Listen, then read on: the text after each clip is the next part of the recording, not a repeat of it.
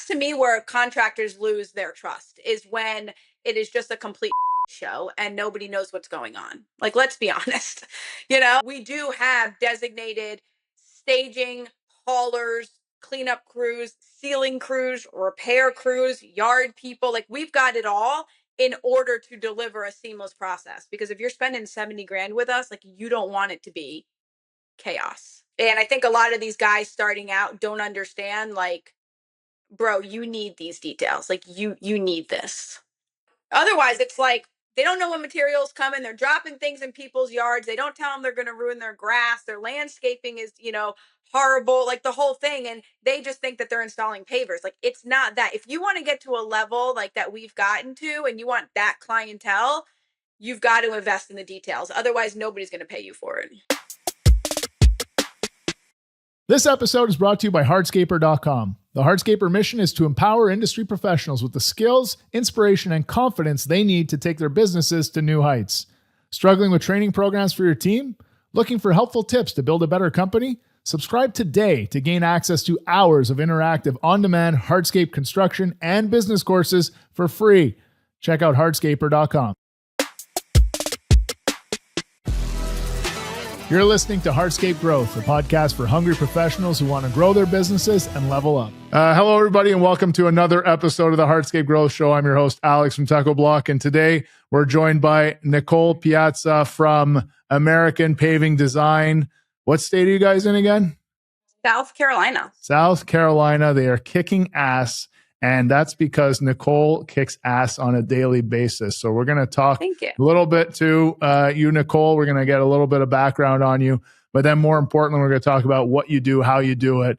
And one of the things that has been the biggest standout for me looking at your business from the outside compared to other businesses in this space. So why don't we get started? Welcome to the show, Nicole. Thank you. Thanks for having us. We're super excited. Big fans of Techo Block and Hardscaper, of course. All right. So a little bit about me. I actually started with American Paving Design in 2013. Tim, who owns and started APD, moved down in 2009. I actually met him in 2012, but I didn't come on board till 2013. And honestly, when I came on board, Alex, it was straight grinding. We didn't have a showroom. We didn't have offices. We worked out of his house. So he sold pavers out of the back of his truck. We had a couple crews, a couple trailers, nothing much. But we were really committed to our mission, and our mission is to redesign the contractor experience. And we stayed committed to that, integrity, communication, professional craftsmanship, and high quality products like Techo Block, of course. And fast forward 13 years, we're serving residential and commercial clients from Savannah, Georgia, all the way up through Charleston, South Carolina. And it has been incredible to watch. The growth in this industry, phenomenal. Our team, remarkable. And it's pretty crazy to look back at where we started and where we are now. It keeps me stoked every day. That's awesome. Hell of an intro. So I want to go back a little bit further because like we discussed when I first met you, your accent isn't from South Carolina. So where are you from and how did you end up there? I'm from New York originally. Both my mother's parents and my father are in construction. Originally from Sicily. And I moved down south when I was a teenager to train for tennis down here. And I've stayed down ever since. I will never go back up north. No more shoveling snow for me. So was it like always written in the stars that you were going to be in construction, or were you trying to do something else first? I was supposed to go to law school and decided I didn't want to do that. I went another route into finance. And then I met Tim on a whim in 2012, and I just knew. I knew something cool could be built, and I knew he was the guy to do it with. And here I am. What was it that made you feel that way? I think the creativeness of building something from scratch, that visionary type thing. I've always liked real estate. I always kind of followed my dad in those kind of entrepreneurial steps. And I just knew that mixing that creativity with a business finance aspect is something that intrigued me. And I was like, I have to do this. So I did.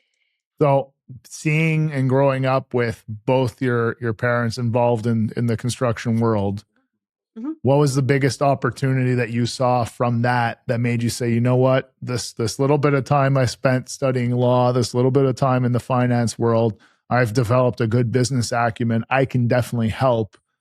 What was like the thing that stood out to you the most that you're always like, man, I can fix that? I think for me, it was the drive to work with people and to lead people and to build something from the ground up. I think seeing my parents do that was very instrumental. And I always had that innate fire in me to go, I can do this. I alongside Tim can do this. And I just knew when I had the opportunity that I had to jump on it. And today your official title is Director of Operations, I think. Yeah, I'm Yep. Director of Business Development, and Okay. So that what? encompasses the whole thing, all the operations. So I oversee the operations, and that's sales to accounting to admin to the field. So the whole thing. So how do all those things relate under one person in your brain? Oh gosh, that's a great question. I think for me, it relates, each piece is a puzzle for me, and I'm able to use my strengths in all the different divisions. And I love marketing. I love working with the girls in the office. I love selling.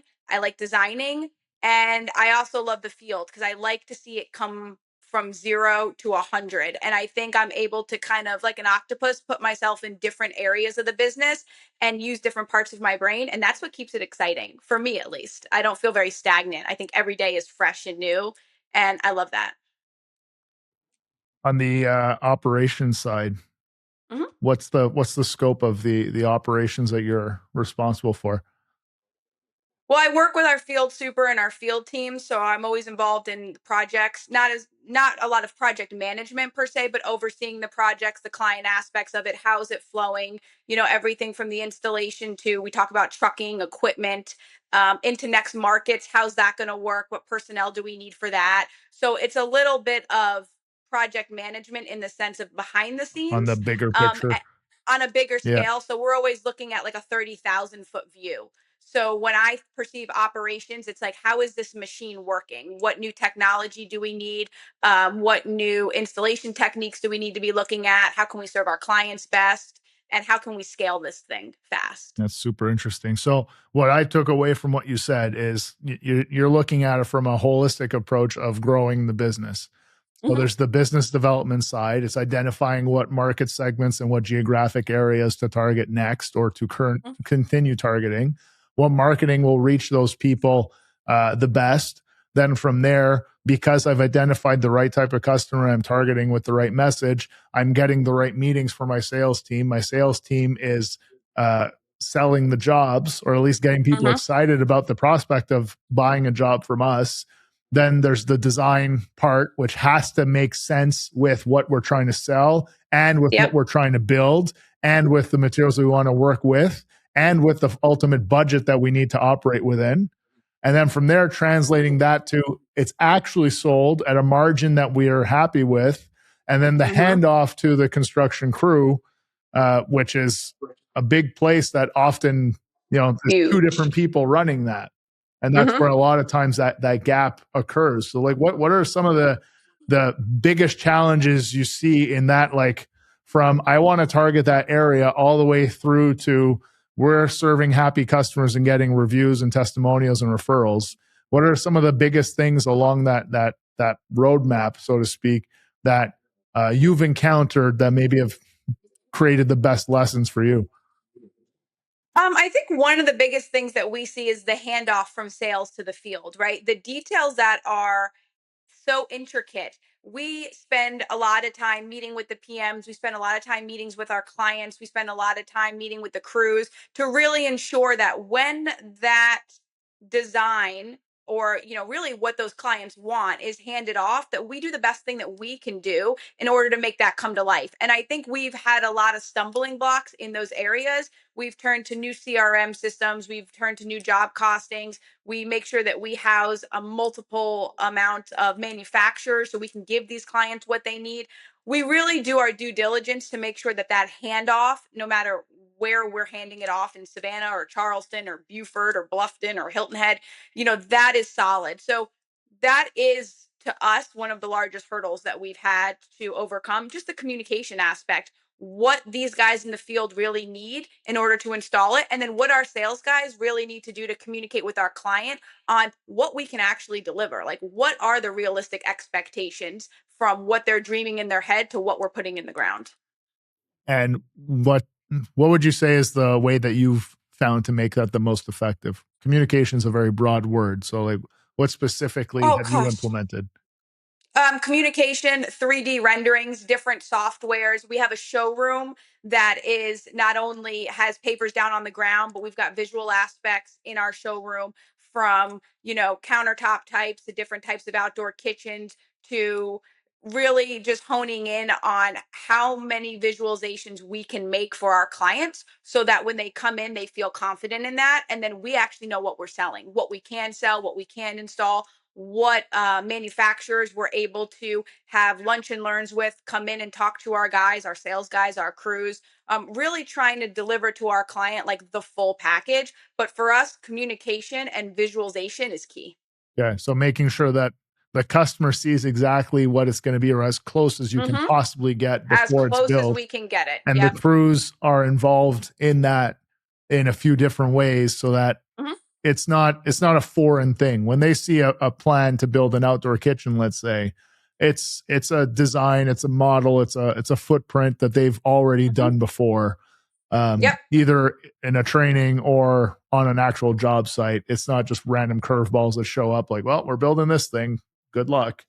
Yeah, and sometimes we've got to make those pivots on site, right? Sometimes they want it, longer. They want to add a couple more appliances. We've got to equate for new cutouts, things like that. But when they get the scope of the job from us, they've got the dimensions, they've got the product type, they got the visualization, they've got it from different angles. So we're really preparing them. And I think that confidence also gives the clients confidence when we're on site, because we tell our clients, like, this is a major construction process. Like, this isn't just something that's like, oh, we're going to throw down a couple pavers and like we're good to go. Like, this is major, and the more preparation they see from us, the more confident they are in us, and then that leads to referrals, and that leads to more work, and that leads to scalability. So it's just starts with communication, visualization, and then execution. So tell me about the decision to invest in a showroom, because a showroom is, no matter how you do it, it's not a small investment. But It's you not. guys, from what I've seen on social media, I haven't had the privilege of visiting your showroom in person yet, but with all the videos and pictures I've seen, it is extensive. That's Mhm. not a drop in the bucket kind of investment kind of approach that you guys took. What made you so confident that that was an important move to make?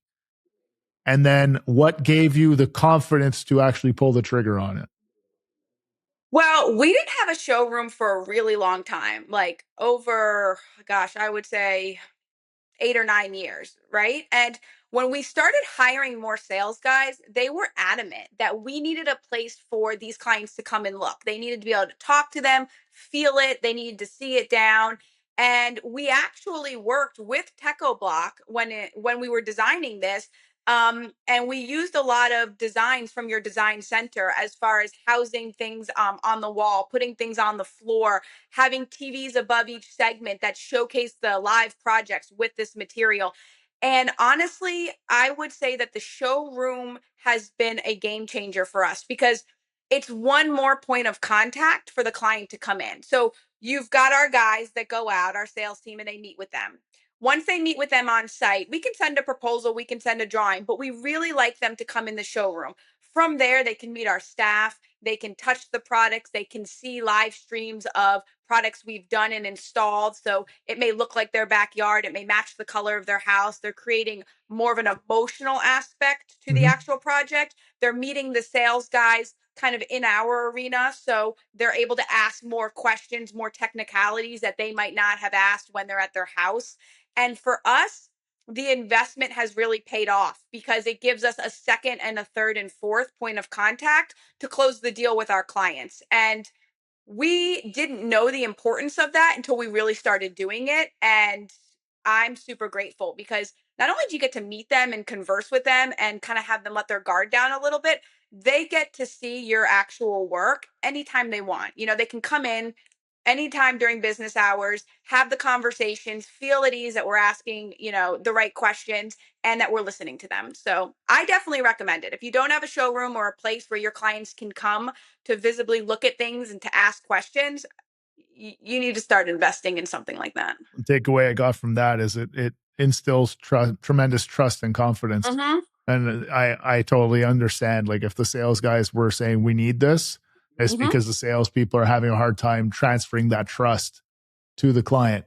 So the we're showroom not becomes a going tool to anywhere. do that. Right. Exactly. Like here we are, come visit us, come ask all the questions, come see the materials. You want to bring a couple sample homes? No problem. We got it. Like that's just one more layer. We're not just a truck and a trailer showing up with some pavers. Like this is us. This is what we do day in and day out. And how'd you decide how much to spend on it? Like they're saying we need a showroom. You explain the process of like putting it together, but to pull that trigger, you still got to be able to say like, okay, well, we're going to put this much money into it. This better friggin' work. So like, how do you figure out how much it's going to cost and how you know that it's working?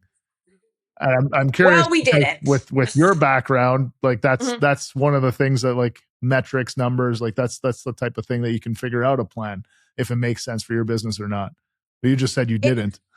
Well, we didn't know the rate of return because we didn't know before how many people were going to come walking through because like we didn't do that. We just went out there, we brought them the samples. But we really took a look back at every time the sales guys would say like, "Hey, I need a place for these people to come." Hey, and it became client after client after client. And so we knew that the kind of client that we served needed to be wowed when they came into the showroom. So from a budget aspect, I can't say that we had a finite number, but we had a look and we had the avatar of the kind of client that we serve, and we needed to put the two together. And we actually, like I said, looked at some of the Techo Block design ideas, and that's how we got a lot of our design ideas. And then we completely transformed our office that we had, that was just kind of a brick and mortar office, and we gutted the whole thing and we created the showroom from that. So I don't have a finite number. I just knew that if the guys were asking this hard and this long about a showroom, there was a reason for it. And at that point, Tim and I listened and we pulled the trigger on it, and they were right. Yeah. Well, there's a good lesson there too. Like, even if you're not sure, your team is saying like, give us a chance with this thing, please. We need this. Yes. And you trusted them and you did it. And they were right. Like you just said. You mentioned something just now that sounded interesting. You said the avatar of the type of client that you want. What is that? Well, here at APD, our avatar is pretty specific. So we live and we work in an area that is full of retirees. It's full of people coming from all over the place. Charleston's on the map, Hilton Head's on the map, Savannah's on the map. These are people that are retiring. They've got second homes. They're here to play golf. They're here to play tennis.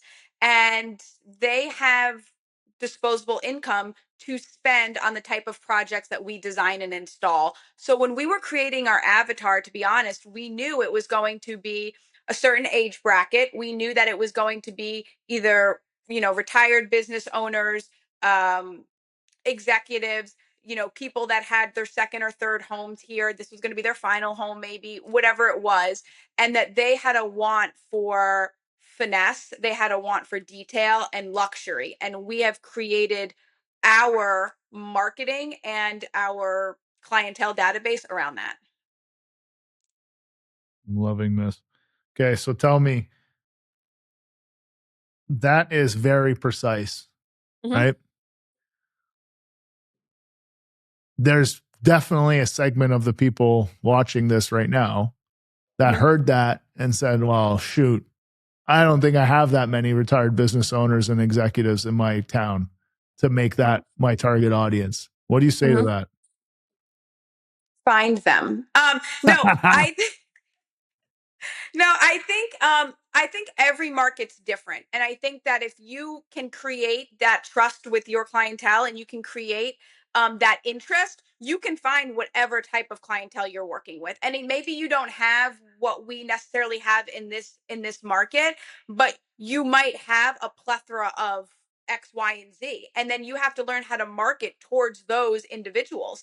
And it could be families, it could be smaller homes, whatever it is. But if it can create the amount of jobs and businesses that you or business that you need to run your business and to make money, like, then that's perfect. I think every business is different in the type of people that they want to attract. And we do small jobs and then we do very large jobs, but our clientele, I think their wants don't change. And that's the detail, that's the luxury finishes, that's, a precise installation. And I think that goes across the board. I think monetarily, anybody wants those things. They want trust, they want detail, they want communication, and you have to give it to them, especially in this industry where those things are a dime a You were dozen selling a sometimes. luxury thing. It doesn't Yep. matter that it's a big job or a small job. No. No one's calling you tomorrow morning saying, help, I need a patio right now. Like this isn't a leaking roof. This isn't a broken air conditioner. Nope. This isn't a flat tire. This is a luxury thing that they don't need, they want. So Yep. if it's in that category, and it is, then we need to figure out who are the right people and be very focused on trying to reach those right people. It doesn't mean that exactly the people you just said are the people for my business. I might want to target different people, but the key is knowing who I want to target. My next question is, how do you target them? You've identified who you want. How do you reach them? Okay, so we started years ago using mailers. Our avatar of a client still wants something physical in their hand. Alex, I can't tell you how many times our sales guys will go to clients' houses and they'll bring out a folder and they would keep all of our mailers for like years in these folders. And we're like, this is crazy because they've been waiting to pull the trigger, but they They're saw not us just really big fans. Yeah, they just for some reason they're just waiting, and then all of a sudden we get there and they've got 2 years worth of stackable mailers, and we're like, what are you waiting for? But they want that in their hand. So that was the first thing, and then the next thing was social media. And we have to navigate, and we're still navigating where our clientele is on social media. Are they on Facebook? Are they on Instagram? Are they on LinkedIn? So we started dabbling in each one of those arenas, and that's really been huge too. So our web leads have really increased, and how people are finding us, those sources have come a lot through social media. I'd say mostly Facebook and Instagram. LinkedIn has started to really be a game changer for us. It's really put us in a place where people are looking at us as a really knowledgeable company. And I think that that's huge. We've got those clientels, those engineers, the people that want precision, and a lot of them have found us through LinkedIn. That's interesting. So you're saying that LinkedIn is starting to be a driver for you. Yeah. Do you, what kind of, I mean, this is how I found you in the first place, was because of your content, and particularly on LinkedIn because it's very good content. Thank you. The thing that I've noticed is there is a lot of detail. It fits exactly what you're saying. You know exactly who you're trying to talk to because it's always hitting those things of finesse, precision, attention to detail, and luxury. You're always hitting those points in your messages that you're posting out there. But what is your approach to the different platforms? Do you do the same thing everywhere, or do you, this platform is this type of person I'm trying to reach, I'm going to talk this way. That platform is that type of people, I want to talk that way. Or is it still targeting the same people, but they're in a different mindset when they're on the different platforms, so I'm going to talk to them different?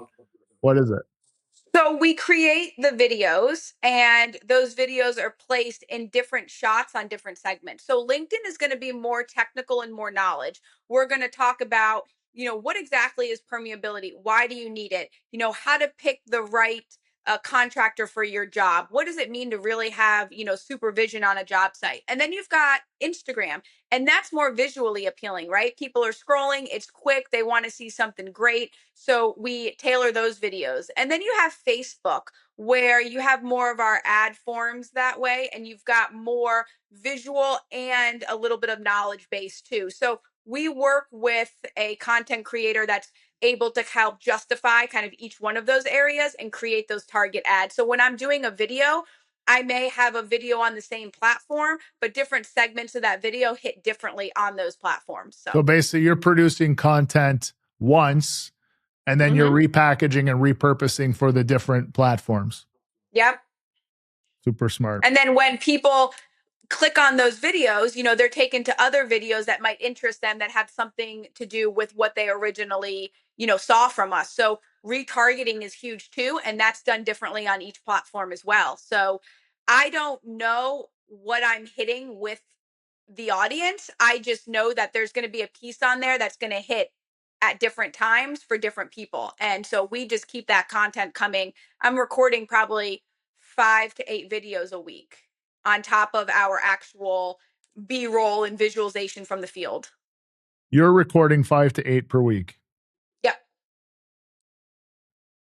How do you find so much stuff to talk about? I like what I do. Okay.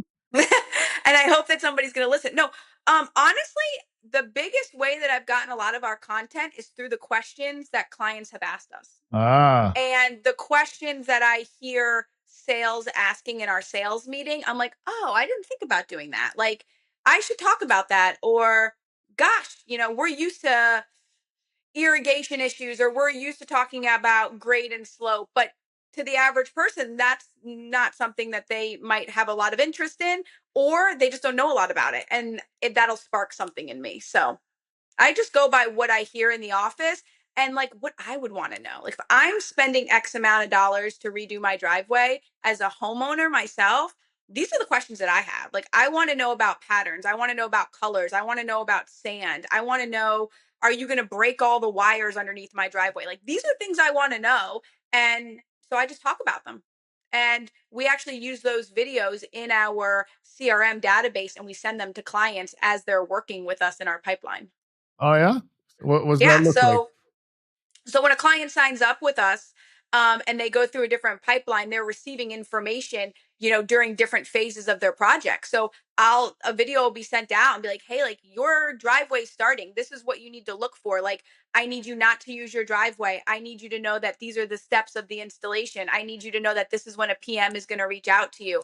I need you to know that when the driveway is complete, I need you to stay off of it for X amount of days, or let's talk about sealing it, you know, all those things. So again, we're building trust.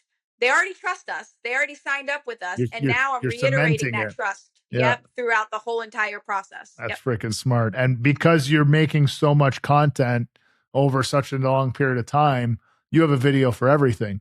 And if you don't have it yet, well, you got 5 to 8 that you're recording next week. So you'll get it in there and then you'll have it.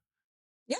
And there'll be times where I'm like, how, you know, a pool deck coping or something. And we didn't think about, oh man, we need to tell these people that when we do your pool deck, you got to get that pool professionally cleaned right afterward. Like this is what to expect. And in the beginning, we thought that that may shy people away from doing the job. Yeah, yeah. But it's the truth. They'd rather know up front, like, okay, I need to call my pool company. Okay, I got to get the water below the tile line. Okay, I've got to move my furniture. Like all of this so that they understand that we're preparing them and that we're helping them too, that we just didn't sign them up, take their money, and then leave them, you know, scrambling at the last minute to do all these things. That's I think the biggest game changer for our business is being able to facilitate the whole entire pipeline as they go through it and make them feel really comfortable that they chose us. That's incredible. What's your referral rate? I would say our referral rate is our biggest source of revenue. And I would say our referral rate is up there, very high. And you know, I don't know if you know a lot about this area, but we all live in neighborhoods down here, and they're actually called plantations. Yeah. And we've got a referral list that is emailed out when clients sign up with us about other jobs that we have done within their plantation. Alex, you can go down streets that we've done driveway after driveway after driveway, and we say, hey, go knock on their door. Ask them what it's like working with us. Like, don't take it from me. Go ask Miss Smith. And that is huge. And when we do a job, the amount of people that come up saying, hey, I'd love to get your card, or to our drivers or our installers, like, how can I get their information, is huge. Word of mouth is a scary thing. And we have tried to deliver on our mission day in and day out so that we can turn that thought process into how do we get their word of mouth? How do we get them talking about us? And it's been remarkable for our team. What has the impact been on the team? I think it makes everybody feel great, right? Like, so when you're like, oh, so and so referred me to them, I'm going out to meet their neighbors, they get very excited. Like, they sold it well, we installed it well, and all of a sudden they're getting 3 more leads on their calendar because we delivered the wow. One of our values is delivering the wow factor. And when we get a referral or we get a Google review or a review on Nextdoor, we have an incentive for our team. And when those really start to hit, it's like, guys, we are delivering the wow. Like, the wow just got you 7 more leads on your calendar this week. Like, this is why we do what we do. This is why we put all of our eggs in the basket of just hitting on our mission day in and day out. And so word of mouth and referral for us is gold. Nicole, you know your shit. Thank you. Awesome. Thank you. Okay, so tell me, we talked about this a little bit before we got on here today. So I hope I'm not catching you off guard with this, but as a woman in this industry, and you know what's going on, and you're running the shit out of this business from what you're telling me. Thank you. What's that been like for you?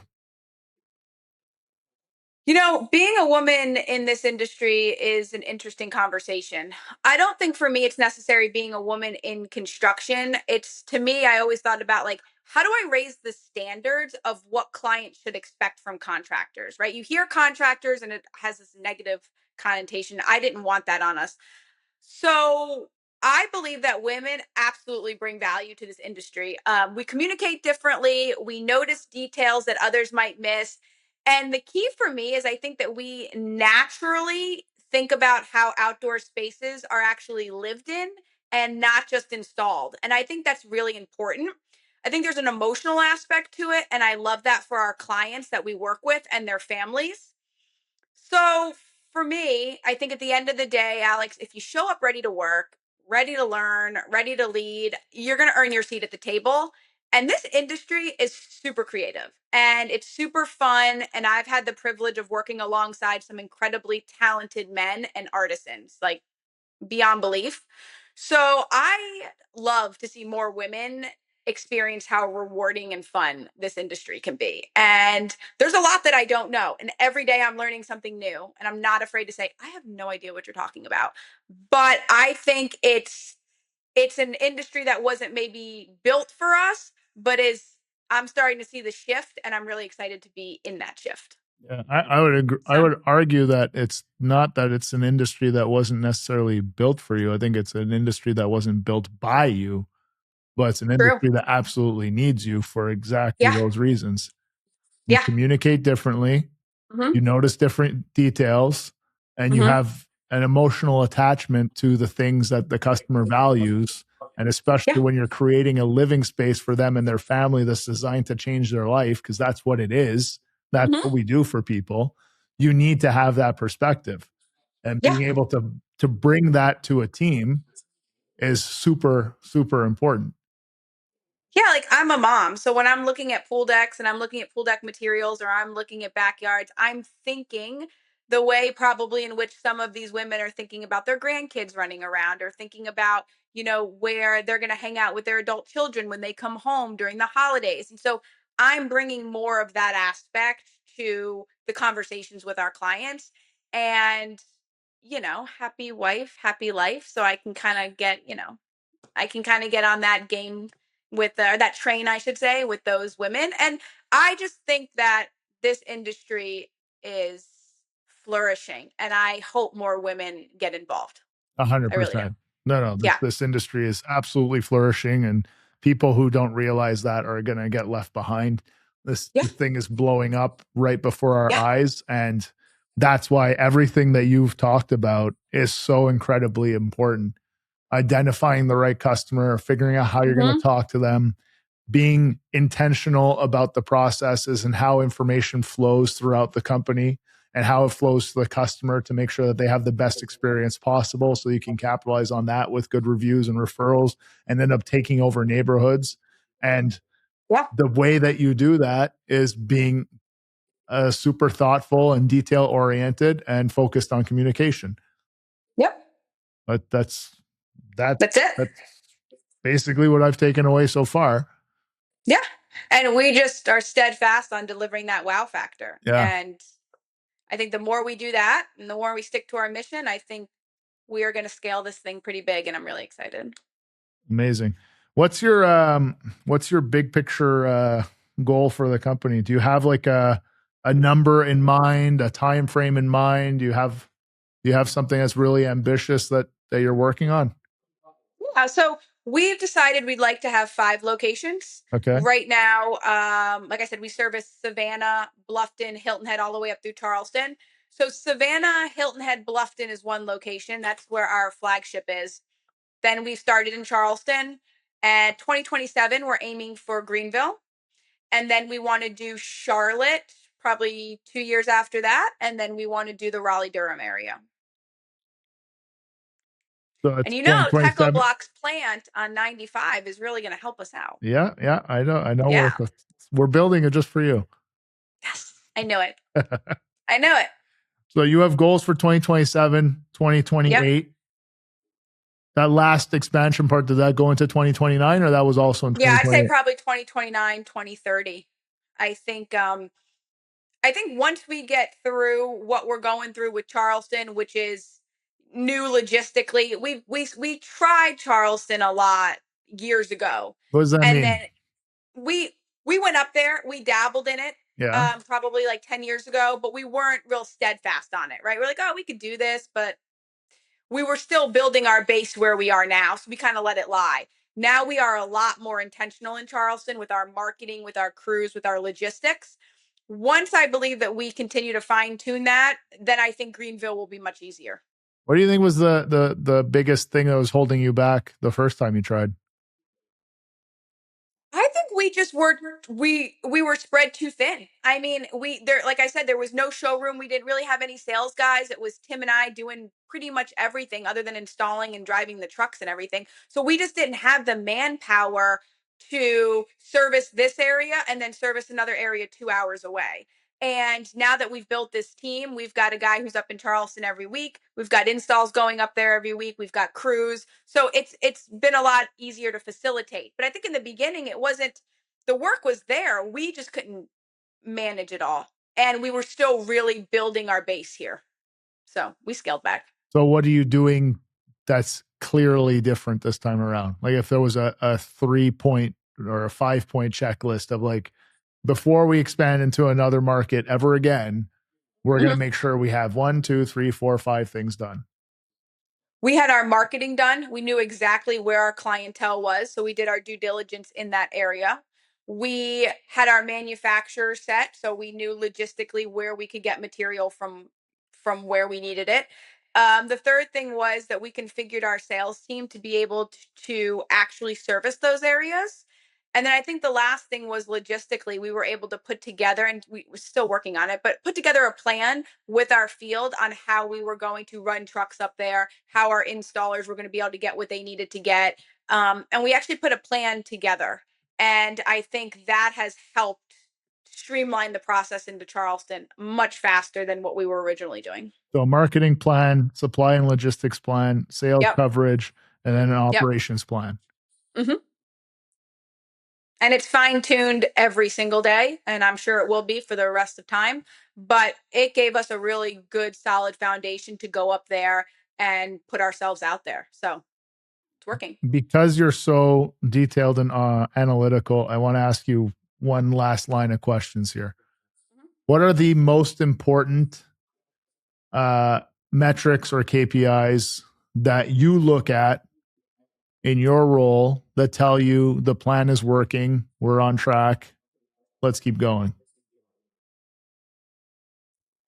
I think one of the biggest things that I look at is how our team is feeling. And I think for me, when I see the excitement, whether it's the excitement of dealing with clients whether it's the excitement of the referrals.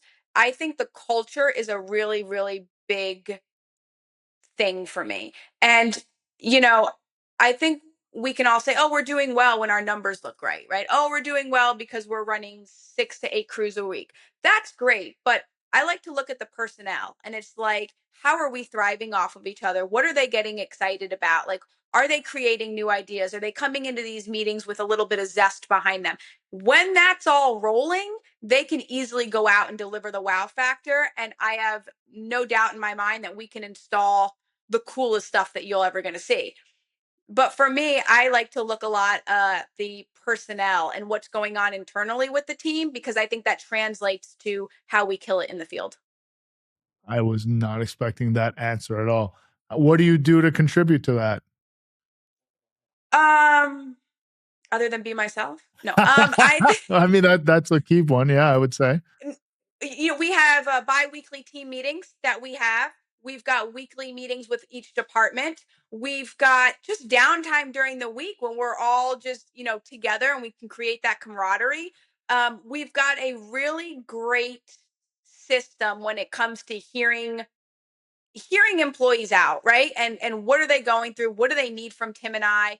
And how can we make this work? And we are super diligent with being easily accessible to them. And I think that that's a key aspect into making sure that we're giving them the tools that they need to succeed. So it's a lot of back end work for us, right? Like, we're showing up, we are trying to make sure that we're keeping everything stabilized, we're keeping morale great, and all of that. But I think it's just the availability to know that our doors are open, and that they can come in and ask what they need. And when that happens and when it clicks, they're unstoppable. I mean, of course, we have our good days and our bad days, but for me, the way that we're internally running has a direct correlation to how they deliver the wow factor. I love how you keep coming back to that. It's very clear. We're Yeah. here to deliver the wow factor. How do we do that? We build Yep. these things, we design these things, but all the way always worrying about making sure that everyone is feeling good and confident throughout the process. So what you Yep. said throughout this whole thing, I went to grab some other pieces of what you said too there, but you said be yourself. That's a good one. Yeah. Bi-weekly meetings with the Mm-hmm. team. So that encourages that accessible and open communication because it's scheduled, it's planned. It's Mm-hmm. going to happen because it's on the calendar every week, twice a week. You said there's downtime built into the week, so so there's breathing room, and that's where good Yes. ideas come from, and that's where people build more of a bond than just give me the hammer, I gotta knock this thing out. Yep. And there's another thing you didn't say just now, but you did mention before, which I wrote down as proper incentivization and compensation, because good reviews are rewarded. Good Yep. performance is rewarded. So guys are paid well. And if they really knock it out of the park, well, they get paid even more. And they're happy Mm-hmm. about that. And you listen to them and they get the opportunity to grow and to learn and to do things. And when they need things, you give them to them. And everyone is working together for the same goal, and you're making sure that that's very clear for everyone by having Mm-hmm. that communication top to bottom and across the entire organization. And I think another big thing of that is that our vision, the vision we have for APD, the timeline that I told you earlier about the different locations, Yeah. that is something that is talked about in our team meetings. It's not just something that we talk about once a year, and it's avidly talked about. Like, this is where we're going, this is how we're going to get there, this is how you can help get us there. And then whatever suggestions that you guys have, like, we need to hear that. We need to hear the feedback, because you guys are on the front line. Tim and I are no longer on the front line, and that is a great thing. We joked a couple weeks ago that all the Google reviews that we get, it used to be Tim and Nicole, Tim and Nicole. I don't think we've been in a Google review in probably like 6 or 7 years. And it's phenomenal. It's great. But when you have these reviews from clients where they can name the installers, they can name the staging drivers, they can name the cleanup crew, they can name the sales crew, they can name the guy that came and power washed afterwards. Like, that is that wow factor. That's our vision playing out every single day. And it's because of the repetition in our culture that we're able to create that. And I think for us, that's what it's all about. It's incredible. This has been absolutely awesome. I have Thank you. 5 pages of notes here that I wrote down. It's crazy. Lovely. It's crazy. And we already talked for an hour and a half last week preparing for this, and you still gave me a bunch of new stuff. Awesome. What else do you want to add? You want to add anything before we wrap this up? No, I'm just really excited that this podcast, amongst everything else that I see from Techo2, is highlighting this industry the way that it is. I think every time I see the videos, every time I see the new material, every time I see, Charles on there or somebody talking about like what a backyard should be, it makes me really excited because I think, like I told you before last week, a lot of people used to design these spaces secondhand, and now it's at the forefront. And I get so excited for that. Even I'm building a new house, and like my daughter was talking about artificial turf and something, and I'm like, oh, this is so great. She's already thinking about the backyard. Like she's not thinking about her bathroom. She's thinking about like putting this turf over. And it just like clicked to me. It's like, okay, one, she sees it, but two, like everybody wants to be outdoors now. And I think the more presence we have on social media or through the showcases or things like that, it's just going to make this industry unstoppable. And that really excites me. Couldn't have said it better myself. Yeah. Absolutely awesome. So, Nicole, thank you so much for joining us on the show. If people want to reach out to you, get your advice on something or get your opinion on something, what's the best way for them to reach out to you? You can reach out. My email is nicole@americanpavingdesign.com or through any of our social media. I'll get the links. I'll get the DMs. Preston will give them to me. But yeah, I can help any way I can. So okay, amazing. And on all the different platforms, it's American Paving Design. Yep. Okay, perfect. Okay. Well, thank you so much for the time and sharing and giving us so much incredible information here. And thank you for having me. My pleasure. And until next time, everybody, work hard, pave harder, and we'll see you next time on the Hardscape Growth Show. Thank you. You've been listening to Hardscape Growth, a podcast for hungry professionals who want to grow their businesses and level up. Each episode is all about taking the next step in running your business, so make sure you never miss a show by subscribing on your favorite podcast player. And if you're finding this information to be useful, help others in your position discover us by giving us a star rating and leaving a comment. We'll see you next week.